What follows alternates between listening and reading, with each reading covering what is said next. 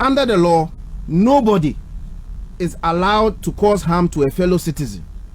So those harms, we can also say, were excessive harm. The harm that the civilians used that led to the death of this soldier were excessive harm. That is what led to the death of the soldier. If the military went into Ashaiman and also ended up causing excessive harm to the citizens, you call that one excesses, and you call the murder of the officer, you call the excesses that led to the murder of the officer murder. The death of the officer murder. Because it's the same force. Harm. Yes. The same force. It's actually harm. In intelligence, it's called harm. So I'm sitting here, I'm looking at the military, and I see that already they are trying to cover up. They are trying to have scapegoats. But the commander who gave that instruction is criminally liable for everything that happens. First of all, they have to prove that they were on the right law in doing what they did in Ashaiman. Okay, you cannot say that I gave the order to people. When you give order to soldiers, you meet them, you tell them the operational methods. When they went there, you had the police, they had guns. Yes. Somebody organized the logistics for this operation. Yes. And determined that they needed guns. Okay, if the armed forces had gone there to say, look, the police is conducting an investigation into this murder. We are here to provide security, to make sure that things are done well. What the armed forces have done, they have destroyed the investigation. I can tell you that. Look, last week, just yesterday, I got information from National Security. They send this text around. Yeah. You see something, say something. You see something, say something. Yeah. Combating of terrorism is a big function of armed forces all around the world. And you have the military and the police on your side for several months. They run this campaign. When you see something, say something. Which is to say that communities always are your first point of call when you want to identify crime or terrorism. Yet, you went to the community and did not see the community as your ally. As your partner. As your partner. Rather, you went to brutalize everybody on site. That indiscriminate act of arresting and beating everybody, even under international law, is not acceptable. So I'm looking at this whole operation, and I'm looking at the leg on which the armed forces is even defending this action. I've heard a deputy minister say, "Well, we did it." Yes. I was shocked. I don't know his background, so maybe I will keep quiet over that. But it obviously means that he does not know what he's talking about.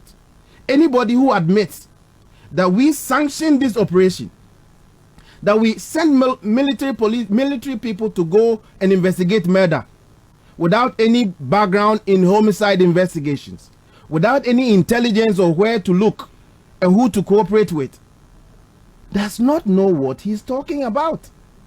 We have lived in this country, just to sum up a little bit. So I've made the point first that the armed forces have dirtied their hand. They say he who seeks justice must come with clean hands. Yeah. You've got to cause harm in pursuit of a harm that led to the death of another soldier. You've messed things up. You've antagonized the society, the community that would have been your best ally in unraveling this case. But the armed forces has this organizational pathology that allows them. I heard that they don't know. Every time there's a case like that, they try to cover up. It's what we call organizational pathology, where they feel like there's a way of thinking that when your guy is in trouble, you need to cover up for him. It's also part of military training that when you go to war and someone is shot, you don't leave him behind. Okay, you carry him, the person along. So it's a thinking the armed forces have, every soldier has, but it is more of a organizational pathology where they begin to cover up. They extend that to mean covering up for their sins, and you see, it's painful. When I used to write, we used to cover the armed forces from the days of 64 Infantry Regiment. Where they say they will arrest someone and shave them and they will arrest this. But you see, what is shocking to me is that it looks like we as a society, we don't learn. You remember these people in office. MPP. Yes. You remember the story about how they used to bastardize Jerry Rawlings, that even in the PNDC era, soldiers used to go to Makola and strip women naked, and how that was undemocratic, how that was unacceptable, how people needed to be punished for even those offenses. Yes. You realize that? Yes. You remember the story about Selassie Gentoo? Yes, Selassie. That his hair, or ever. I don't know where he is, but the big deal they made about the fact that in a constitutional era, you don't allow soldiers to get involved in matters that are of civilian nature, and then shave his head. That's all they did to Selassie Gentoo. I'm not endorsing that. I actually was one of the people who thought it was not cool that they shave his head. How many years down the line? I check, right. Okay, how many years down the line we are having soldiers now go to a community and look, if you look at the video, some of it, they put them in dirty water, they throw them in the water, they use their boots. If you see the back, there are imprints of military boots at the back. They're using sticks, they're using metal, they're beating, torturing people. You cannot be allowed, no civilized institution, and it means that over 30 years we have learned nothing.